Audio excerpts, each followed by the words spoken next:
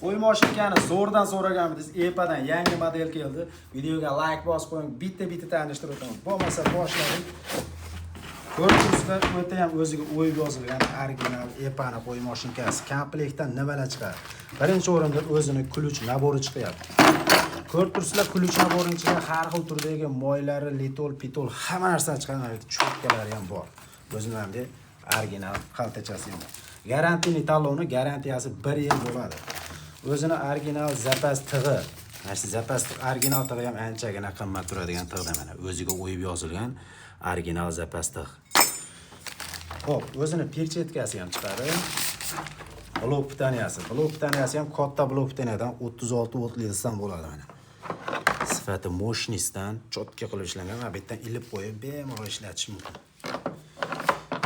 Qo'y mashinkasi ham 5 shotchning motor bo'ladi, o'zini zashniklari.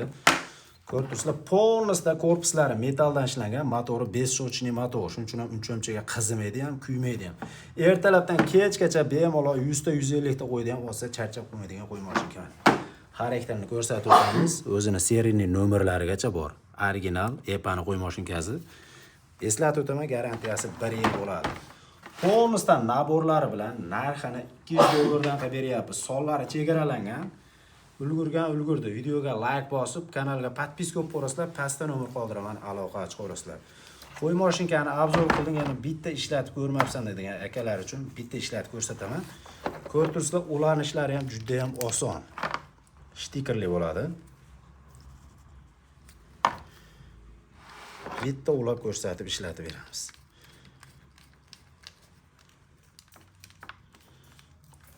Ovozlari ham juda ham tiniq.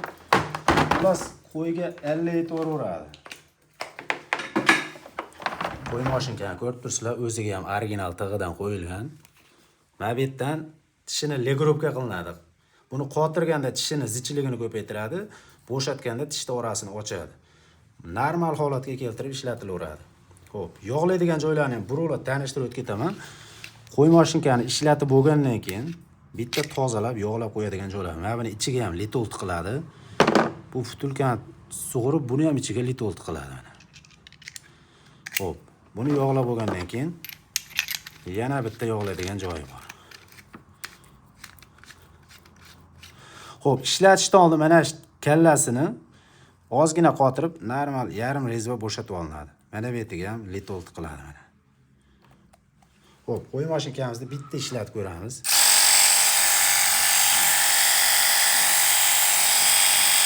Ko'rib turibsizlar, ovozlari juda ham tiniq, qo'lga ham uncha vibratsiya bermaydigan qo'y mashinkamiz. Maza qilib 5000 ta, 6000 ta qo'y bor akalar ham bemalol ishlatsa bo'ladigan qo'y mashinkamiz. Narxini eslatib o'taman, narxi 200 dollardan qilib beramiz.